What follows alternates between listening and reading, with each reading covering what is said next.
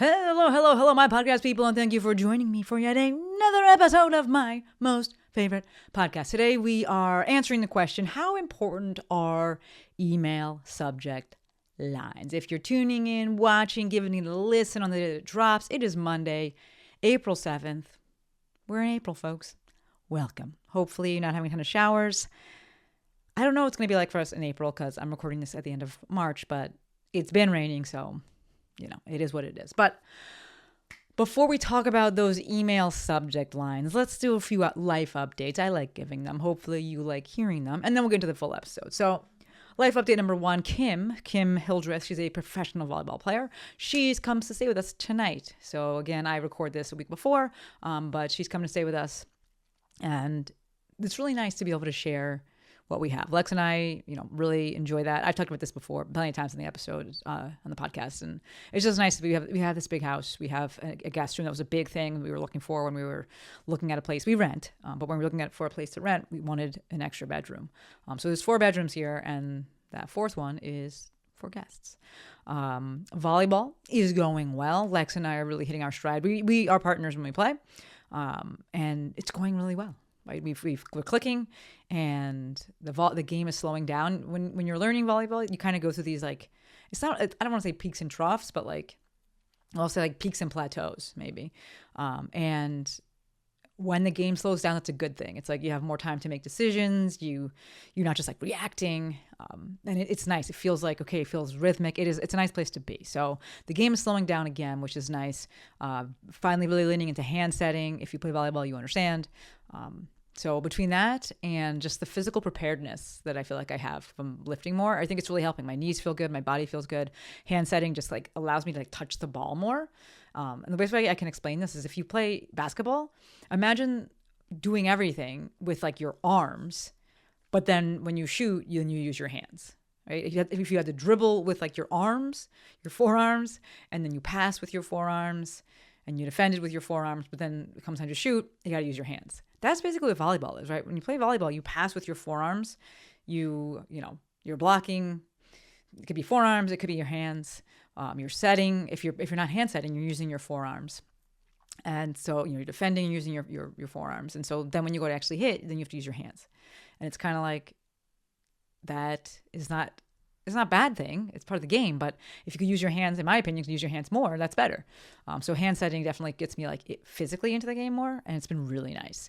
That, and again with just the physical preparedness, it's good. It's very, very good. So speaking of the physical preparedness, continuing with Aaron's program, it is going really well. Not gonna lie, I'm already wondering what comes next. I know he does have another program, and I still have 6 weeks left of this one, but I'm definitely in my mind I'm thinking about it. So there's a very good chance I will buy his next one. And then perhaps by the end of that, I think that one is a 12-week one. This one's a 10-week. I think that's 12, maybe a little long because there is a break in the middle of it. But my point with this is that perhaps by the end of that, I'll be wanting to program for myself and knowing how to program for myself, feeling comfortable with it.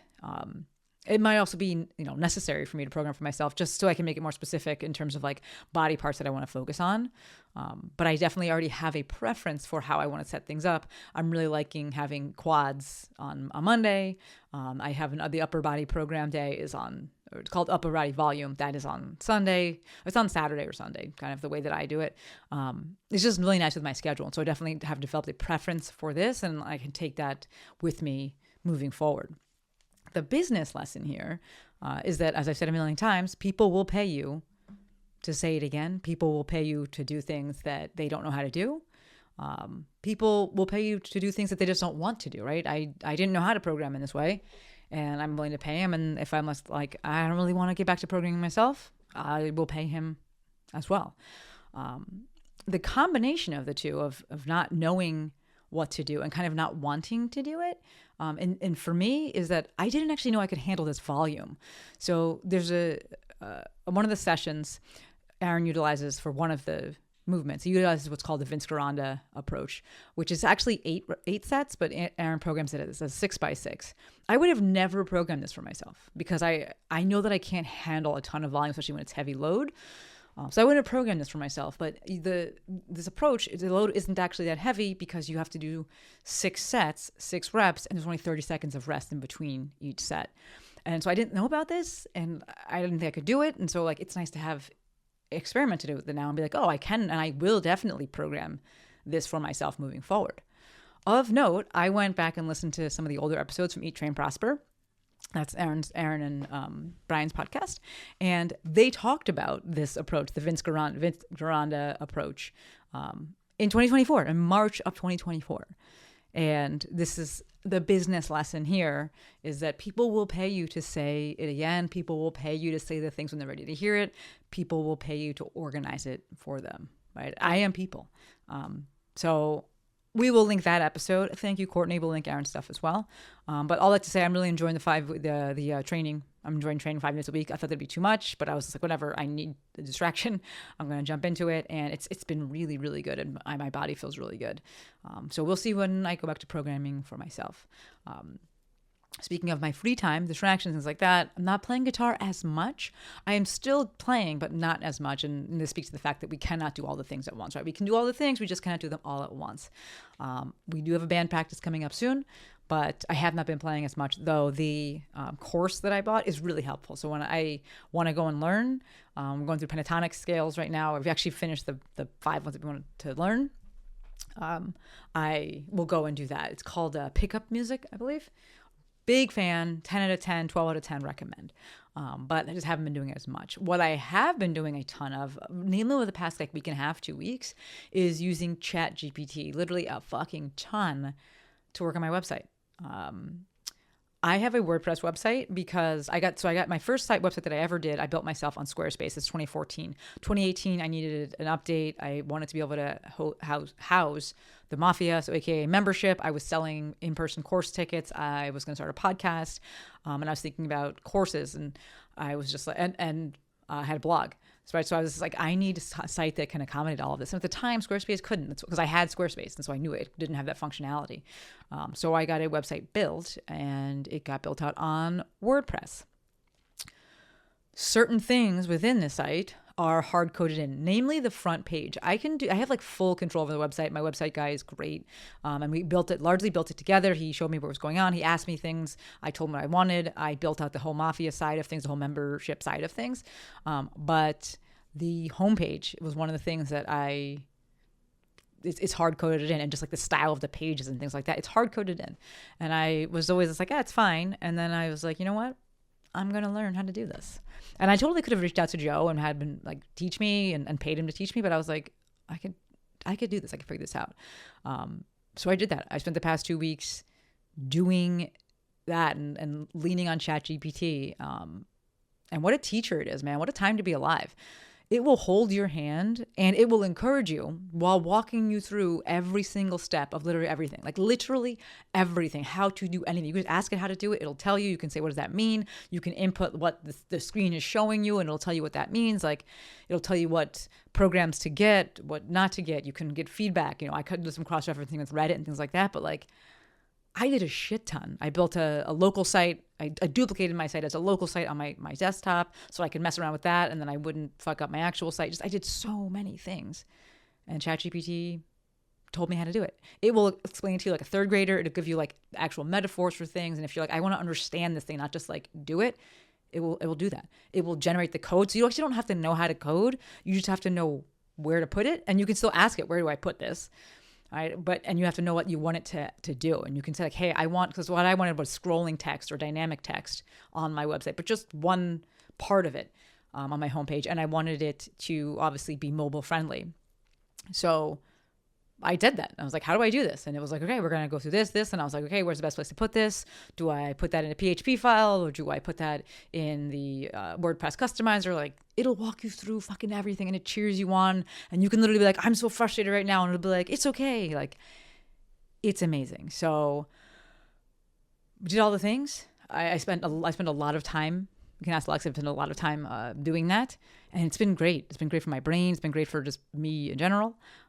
To me, it kind of feels like, learning how to drive, having a manual transmission versus automatic transmission, right? If you're listening to this and you're going to build your own website, use Squarespace by all means. It has all the things now. It's 2025, right? I already have a big ass, robust ass website. And so to me, it's like, I do know how to drive manual. To me, this is kind of the difference where like Squarespace is an automatic transmission. It does all the things for you. Whereas something like WordPress is a manual transmission. You gotta learn how to do all the things. What I'm learning now is how to fix that manual transmission, which I really enjoy. If you watch my stories, you know I love fixing shit. I'd be up in the fucking garage, putting the door thing back on, learning all the things from ChatGPT and YouTube and Reddit. So that's what I've been up to. Yes, I do know that LLMs, as we'll call them, large language models, like ChatGPT, they have a environmental impact. I'm aware of this, and I'm open to any all suggestions of like better ways to go about it, better LLMs to use that don't have that kind of environmental impact. But I am absolutely loving using it. That aside, I am absolutely loving using it, especially, in a time when people are just fucking screaming about how to have ChatGPT do your work for you. And I'm over here deep in the weeds, having it teach me how things work. And I am loving it. So let's use this AI discussion as a segue into the full topic today, which is how important are email subject lines? And the segue is there because I know people are trying to use ChatGPT or Claude, whatever LLM you want, to generate these subject lines, which is fine, right? I don't think it does a great job necessarily, but I don't think it's the best use of AI. But this is the transition, the segue that I want, and talking about what actually matters and how important subject lines even are, right? So my answer to the question of how important are email subject lines, they are not nearly as important as giving people a reason to want to read the email. Right? I think that some folks believe that the subject line is what gives people a reason to read the email, and I think that's incorrect. Right? The subject line simply tells people what the email's about. Perhaps it piques their interest, and at most it gives them a reason to be interested. But the reason that people read the email, ultimately, to quote Hoobastank, and the reason is you. All right, you saw that coming. You had to have seen that coming. As I was saying, you had to have seen it. Come on, where are my millennials at? So to me, who is sending the email is the most important part of the email, and is the most important factor in determining whether or not someone's going to be opening that email, whether or not I'm going to be opening that email and reading it. Right? This is the most important factor that determines if I'm going to join an email list in the first place and actually stay on it. So whose email list is it? Right? From there, yes, the subject line, don't get me wrong, it is valuable to an extent, but namely, like I said before, for giving me a reason to be interested, right? And it does so by telling me what I'm getting out of that email, right? Sometimes what I'm getting out of that email is entertainment, right? It doesn't always have to be information or education. I feel like that lends itself to a Tracy Chapman, give me one reason to stay here, right? That's what that subject line is doing. It's telling me what I'm going to get out of it. It's giving me that one reason to stay here. This approach and what I'm talking about feels very on brand for me, if I may say so myself, because, I'm always like, the best way to be doing something and by doing this thing is by doing something else. But it's the truth, right? The best way to get the outcome that you want is by doing the most to lay the foundation that is conducive to said outcome. All right, so think about your own behavior here, folks, right? Whose email lists do you sign up for and stay on? Whose email list are you still on, even though you haven't read their shit in a long time, but you're still on it just in case, or like because you have no reason to unsubscribe. You're like, yeah, I like them. This thing hasn't been, the subject line tells me that this particular email isn't, for me, but I'm still staying here and I'm still reading the subject line. Right? And I will open an email when I have the time or when it's most relevant to me. Right? Whose emails are you reading, even if it's just intermittently? When you look at the answers or you think about the answers to those questions, I know they're rhetorical, but maybe make it not so rhetorical. When you look at those answers, is it about the person? Is it about the content? Or is it about the subject line? What's keeping you there? Probably not the fucking subject lines, right?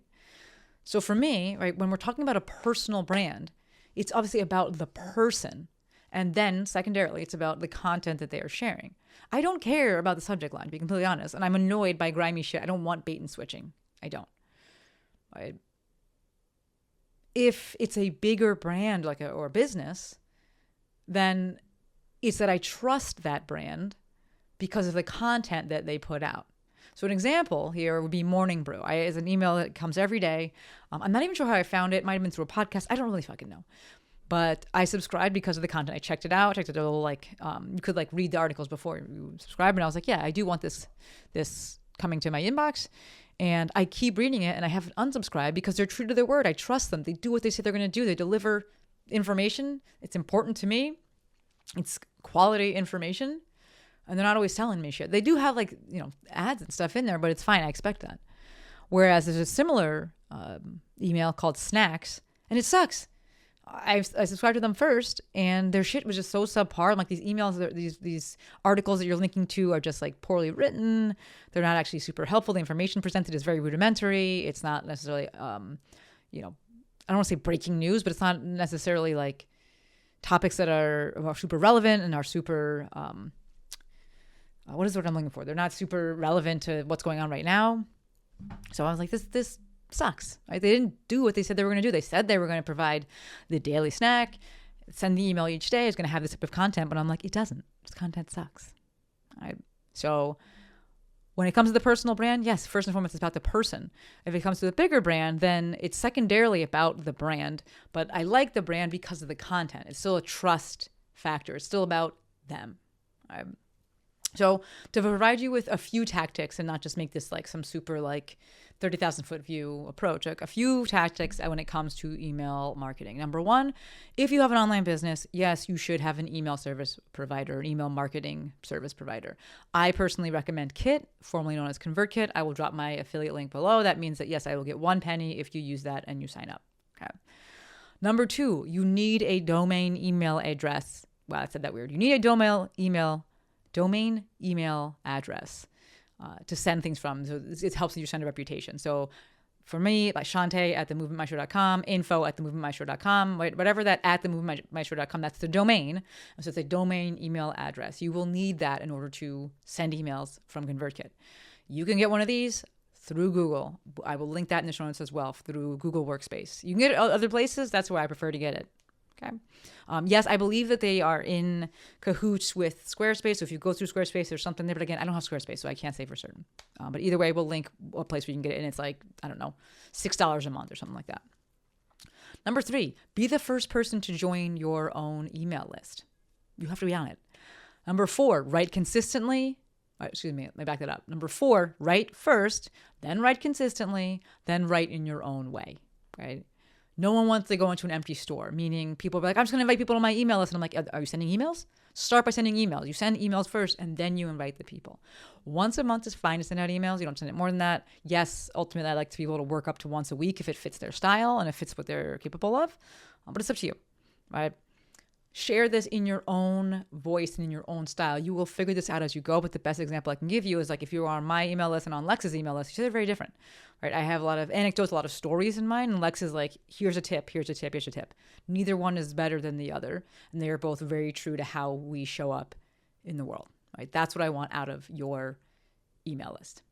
Number 5, focus on opening rate, not number of subscribers. People get so caught up in the number of subscribers. I don't care about that. Focus on your opening rate, and I want to see at least a 50% opening rate. And it's not going to come from fucking subject lines. It's going to come from how you're showing up, and people want to be part of the thing that you're doing. People want to hear from you. They like you. They believe in you. They trust you. They want to learn from you. They want to hear from you. That's how I need you showing up in the other places where you're going to ask for them to give you your email list, where you're going to ask for them to give you their email address, which would be on namely social media or your podcast, right? Other places where you get in front of people. Number 6, join my Maestro Mail fam if you want to see this in real time, play by play. You can do so by going to themovementmaestro.com/email-list. If you're not on it already, would love to have you. If not, that's fine too, right? Autonomy is sexy. Number 7, if you want to learn more, you want more information around email marketing, things like that, I have a 90-minute self-paced mini course. It's called What the Fuck is Email Marketing? You can check that out. We will link that in the show notes. Thank you, Courtney. So when I was creating this episode, I very intentionally didn't title it How to Write Better Subject Lines or How to Get People to Open Your Emails. Since the election, my emails and my podcasts have had a political slant. Since that time, they've had a very, what's going on in the US, what's going on in the world slant. They've had a, am I making things better or worse slant. To that end, one of the biggest issues that I see when it comes to titles like that, and when it comes to the discussion around email marketing, is that the real problem and the real reason that folks aren't opening emails or signing up for email lists is because it's become so transactional and they're only part of the transaction. Right? So you as the business owner, if the only reason that you are having an email list and the only reason that you're writing is so that you can sell shit, I don't judge you. But I do believe that that in and of itself is creating an obstacle for you to overcome. And the best and most clever subject lines in the world are not going to solve that problem. Would you want to talk to someone who only calls when they want something? No. To be clear, it is perfectly okay to use your email list to sell. And that is my preferred way of selling. But I do believe that the benevolence piece has to be there. Right? So I've talked about this a bunch of times. There are 3 parts when it comes to building trust: competency, integrity, and benevolence. Competency, you know what you're doing. Integrity, you do what you say you're going to do. Right? There's a congruency there. And benevolence, you have my best interest at heart. Those things to me need to be front and center. They need to be foundational. I think people skip over that and they're just putting out emails to try and sell shit. There's no connection to the audience. There's no, hey, I actually have the audience's best interest at heart, which their best interest, maybe it is for you to sell something. Maybe it is for you to provide a paid solution, but it probably isn't always that. And if all you're doing is being like, what do I want? What do I need? You're missing that benevolence piece. Right? And I think that creators in general, business owners, I won't say creators, I think business owners and not so good business coaches, they're really emphasizing this like transactional side of things. And that's the problem. And no amount of using ChatGPT to come up with a subject line is going to get people to open it. Right? You are dealing with people. You're dealing with humans. They have feelings, emotions, thoughts, needs, wants, expectations, dreams, desires, day-to-day activities. They have those as well. Are you addressing that? Are you mindful of that? How does that come into play? Is there a relational aspect to this, or is it purely transactional? So when I was saying before of, if you want this thing, do this thing, where do we start? We start with building this foundation, right? And it's those 3 pieces: the competency, the integrity, the benevolence piece. How are you showing up? Why do you have this email list in the first place? What are you writing? Why are you writing? Right? As far as the subject lines, just tell people what the email is about. All right, it doesn't have to be super fancy. All right, that's all I got for you. This is a fun one. As always, endlessly appreciative for every single one of you. If you got questions, comments, concerns, thoughts, additions, subtractions, anything, you have asks for podcast episodes, whatever, I love hearing from you. I heard from a couple of you after last week's episode, and I was like, that's dope. I really do love hearing from you. So shoot me a DM, shoot me a text. What is my number? 310-737-2345. I love to hear from you. All right, gonna wrap it up there. As always, endlessly appreciative. Until next time, friends, Maestro out.